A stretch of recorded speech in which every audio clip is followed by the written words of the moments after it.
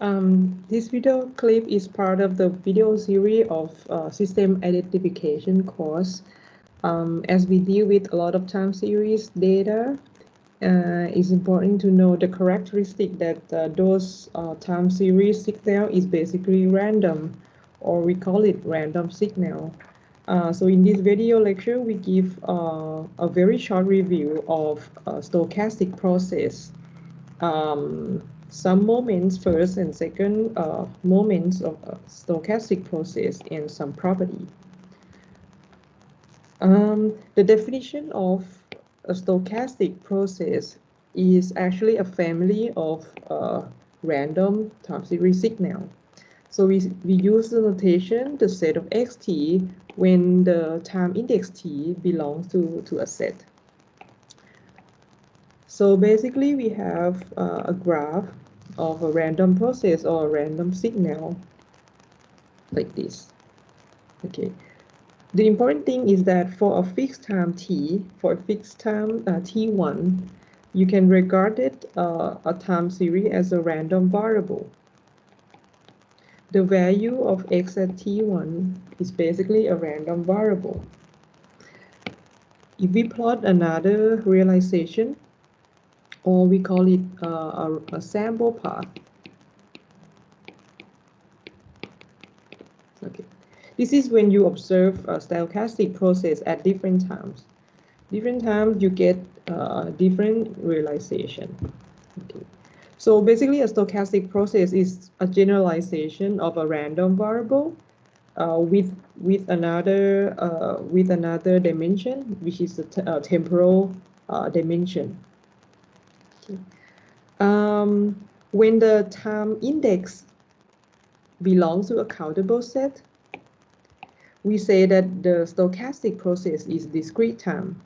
And when the time index when the time index is continuous, we say a stochastic is continuous time process. What we're going to encounter a lot in the system identification class is an equation like this, state space equation. When x is a state variable that is governed by a first order difference equation, and Wt basically is represented as process noise. Okay, or yes, this is called process noise. And nu-t at the output equation, this is called measurement noise. Okay, so you see that the randomness occurs because of these two random signals, and that makes the state variable and the output variable random processes. A process can be either discrete or continuous value. It depends on the values of in this example, it depends on the value of y. What we're going to see here, this is discrete time. This is discrete time stochastic process, but it is continuous value, because the value of y here can take any number on the real axis. An example of discrete value stochastic process can be, for example, the Markov chain, the discrete Markov chain. The Markov chain is a stochastic process where given a time t, the state x can be either one of the n possible outcomes. So the values of xt takes a value in a countable set, that is a set of 1, 2, 3, ... n. So the discrete Markov chain is a discrete value stochastic process. When we talk about a stochastic process, of course, the way we look at its statistical property is to look at the distribution function. So let me give a definition of these probabilistic measures. So if you have a stochastic process xt, okay, and when you sample this process xt at time t1, t2, and tn, okay, the results of this is going to be a random variable, right? As I mentioned before, when you observe a stochastic process at a particular time, the result is a random variable. The result is still contains some uncertainty. You cannot tell the exact value of x as t1. Okay, so these xi here represent the random variable. Okay. So when you talk about the distribution function, we look at the joint CDF, the joint cumulative distribution function of xt1, xt2, xtn. Okay, so this is a joint CDF of dummy variable x1, x2, and xn. Okay, is a probability of xti less than xi. Okay, so for continuous value, okay, the small f, of course, represent the probability density function, or PDF. Okay, if you multiply the PDF by dx1 dxi, that gives you the probability in a very small interval between x1 and x1 plus d1. When we describe distribution function of discrete value process, okay, we talk about the probability of xti equal xi. Okay, this is a probabilistic measures of stochastic process. Then when we define the mean and the variance, here in this example, this is for continuous time process. Mu, or the mean, that is given by of course the integral of x and its PDF function dx respect to dx, and the variance, the process x minus its mean and then square multiply with its PDF. Okay, here the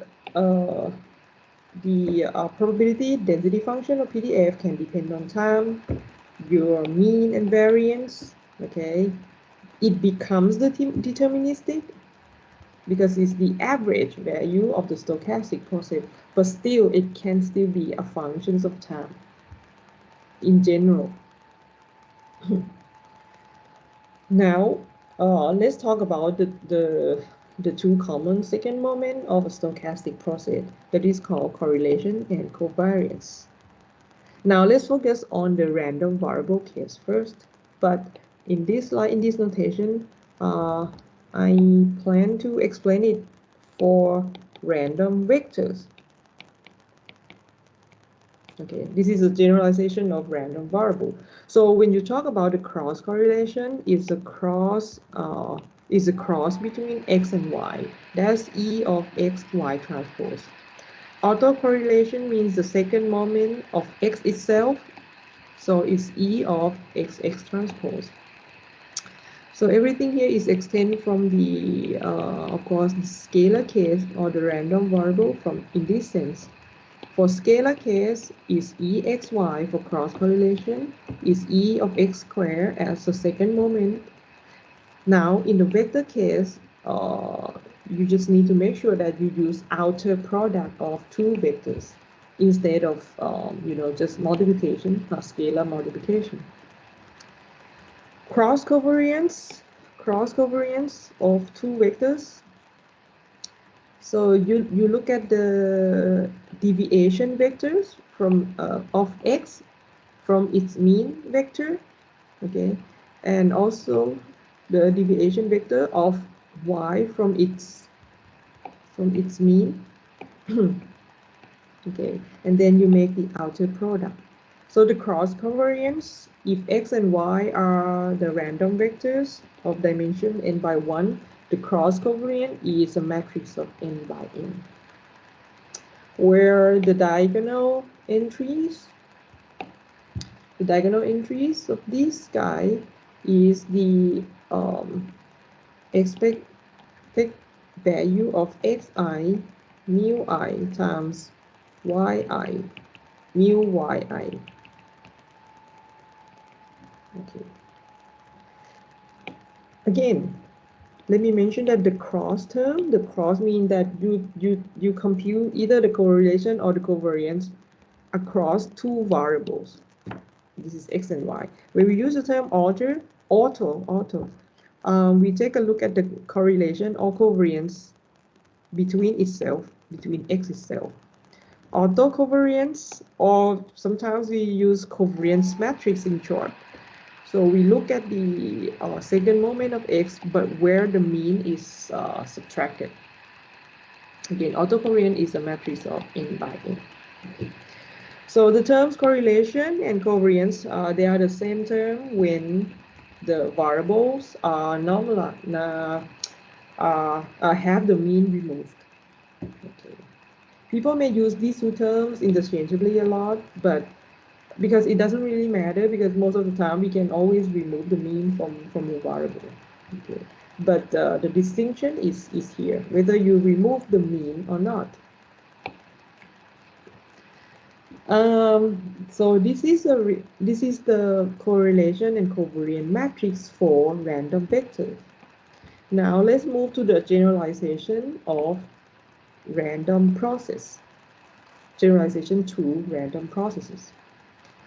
Again, when we talk about the cross correlation, it means that we take a look at two processes, x and y, okay, and we try to find the correlation at times t1 and t2. Okay, x and y here can be vector stochastic process, which means the process x is also x at each time is a vector in Rn. Y at each time can be a vector in Rm, can be a vector of different dimension. So here you make outer product between two vector stochastic process at two different times index, and the cross correlation function is a function of two arguments, two different time t's. Autocorrelation, you would like to measure the correlation of the same process of a single process x, but at different times. Okay. So suppose this is t. You want to observe that if you observe it at t1 and t2, okay, the dynamic of these two processes at two different times, do they have correlation or not? Okay. That is autocorrelation matrix. Cross covariance, just like before, when you use the term covariance, is only the matter of removing the mean before you find the expectation. Okay.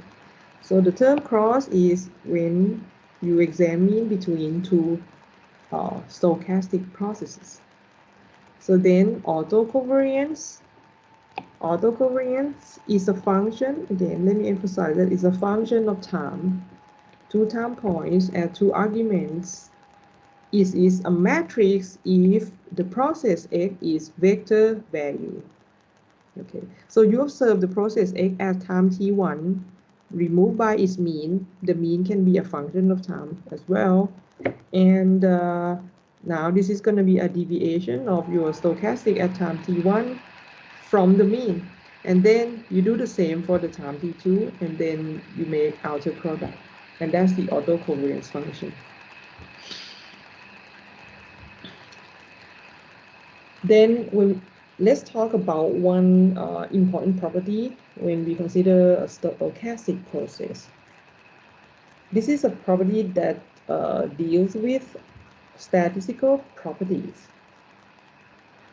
We say a process is strictly stationary. Okay, if the joint CDF that you observe at these sets of time indices is the same as those who obtain from shifting the time index by tau. What we mean is the following. You have a time series, so a stochastic process, all right? This is time t1, t2, dot, dot, dot, tn. Okay, this is your stochastic process. And then now you consider it, okay? And then you let it propagate over time. And this is t1 plus tau, t2 plus tau, dot, dot, tn plus tau. Okay. As I mentioned that when you observe the stochastic process at a given time, it becomes a random variable. Okay. The point here is that when you look at the green dot and the red dot on this slide as, you know, two groups of random variables, do they have the same statistical property? Do they have the same distribution? If they do, okay, if the choice CDF, remember when we can either talk about CDF or PDF because it's signify the distribution of a variable, right? So the point is, whenever you shift the time index to be tau, where tau can be arbitrary, if the green dots and the red dots as two groups of random variable, if those two groups have the same distribution function, then the process is strictly stationary. This property, you know, when the distributions are the same, as long as you can shift the time index by any tau, it also must hold for any time index t1 dot, dot, dot, tn. Okay, which means if I pick another set of my observation to be the blue line, okay, and I shift it to tau by the purple line. Okay, I can also pick another blue line and another pink lines. If these are arbitrarily chosen, and if the distribution function, you know, identical, then the process is strictly stationary. We say that if we take a look at the first order CDF or stationary, okay, which means we take a look at one x of t, okay, and then we take a look at the one time index and we shift it to t plus tau. If this property holds, which means they are equal, and let it be f of x, okay, the implication would mean that the mean and the variance are constant and independent of time. Okay. So let me so this property, the strictly stationary property of a process, is actually very strong condition. Okay, so when the condition that the mean and the variance are constant and independent of time can be used as a necessary condition of verifying stationary of a process, which means if you see a process that, for example, is drifting up like this, is drifting away, so it seems like the mean is increasing over time. Okay, so you can basically say that, oh, this process cannot be strictly stationary because it's violated the necessary condition for a process to be strictly stationary. Okay. A lot of signals in application, for example, especially the one from biological system, they are mostly stationary. It's like when you change the window, you observe that signal. I'm drawing an eye as you observe the process. If you observe it at one time, at another time, you would see its property change it over time. In that case, the process is not stationary. Now, that's why we have another condition that is milder, wider than strict stationary property. This is called a widesensestationary. The widesensestationary property only examines some moments of stationary process, which is the first moment and the second moment. It is to say that a process is widesensed if the mean is constant for all t, and the correlation function, that is typically depends on two time indices. If the time index of t1 and t2 do not matter, if the correlation function only depends on the time gap of these two time indices. Okay, when these two conditions hold, the process is widesensestationary. Sometimes it's called second order stationary property, because you look at two moments, first moment and the second moment. Okay. Whenever the widesensestationary property holds, you can just reduce the notation of correlation function, covariance function, from a function of two inputs to a function of one input argument, which is tau, the time gap between t1 and t2. Okay, so r tau, r tau correlation function at time tau is to look at the process at time t, and then the process at time t plus tau, shift it, and then take the ensemble over it. I would say that most of the signals in application would require the widesensestationary property. That is going to be a weaker assumption than the strict one. Okay, and we're going to use this one a lot in the method of system identification. The widesensestationary process also have some desirable properties. We're going to talk about it shortly in this video's lecture. Now, to get the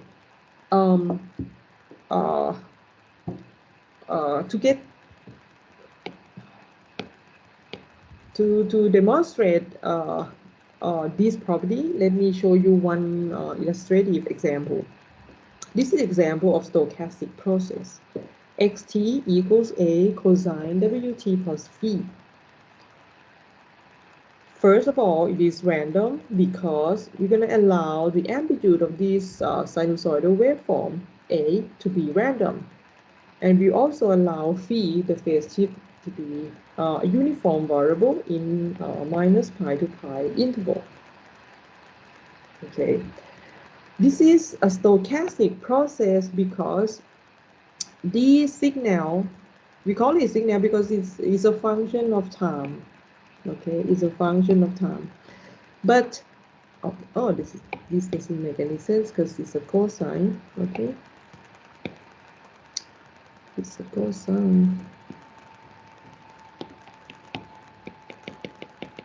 I plot one realization of this process. This realization may be this is minus 1 and 1. It happens that these amplitude random variable happen to be 1 in this instance. So when I observe it again, okay, by the nature of unpredictability of A and phi, I might end up having this. Okay, different amplitudes, different phase tip.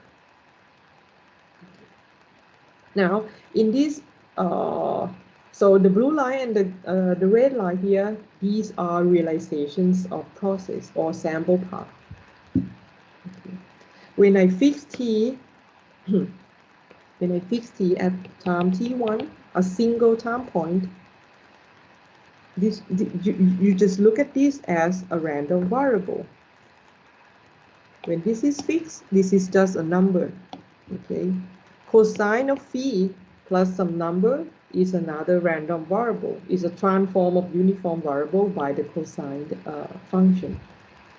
And one random variable multiplied with another random variable.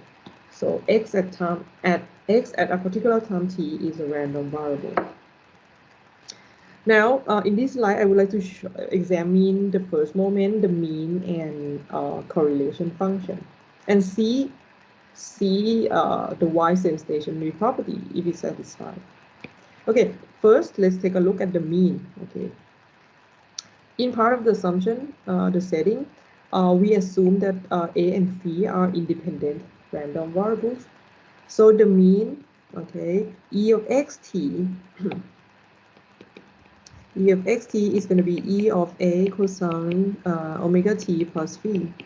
But because these two guys are independent, so you can split the expectation into the product of these two terms.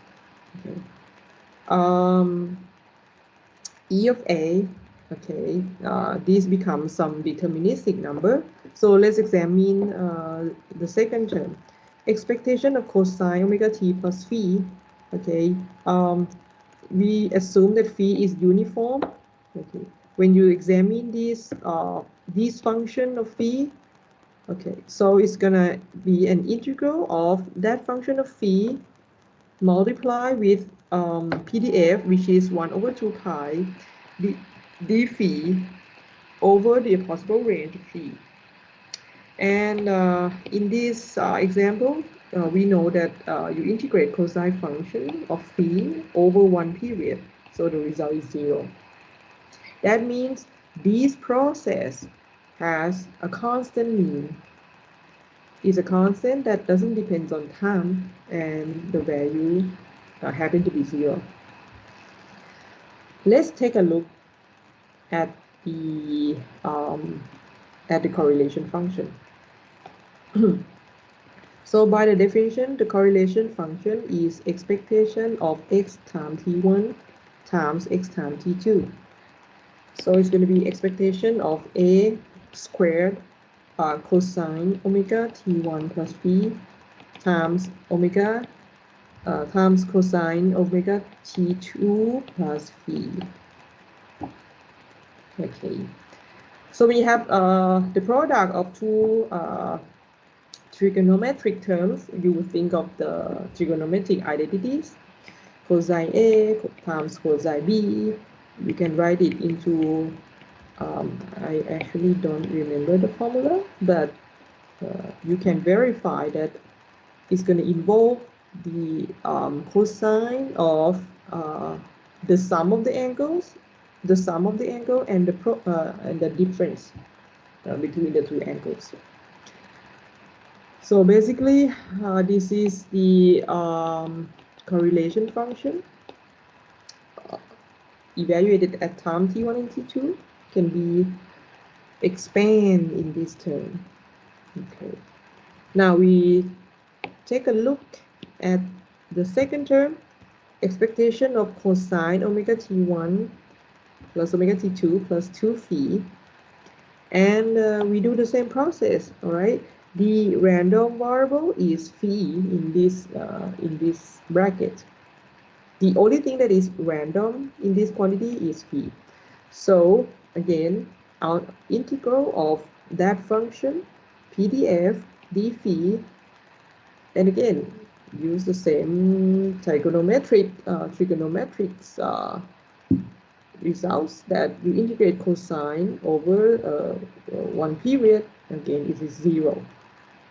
When this becomes 0, then you obtain that the correlation function of t1, t2 is 1/2 expectation of a square, which is doesn't matter what value is. I mean, this is just a constant. And the most important thing is expectation of cosine omega t1 minus t2, which is no longer random. Then it becomes cosine omega t1 minus t2. In this example, you would like to find the correlation between of the process between two different times, but it only depends on the time. It only depends on the time gap between t1 and t2. Then, from these two results, the mean is constant. The correlation function only depends on the time gap. From the definition, this process is widesensestationary. Okay. So I would like to break the video here just to make it concise.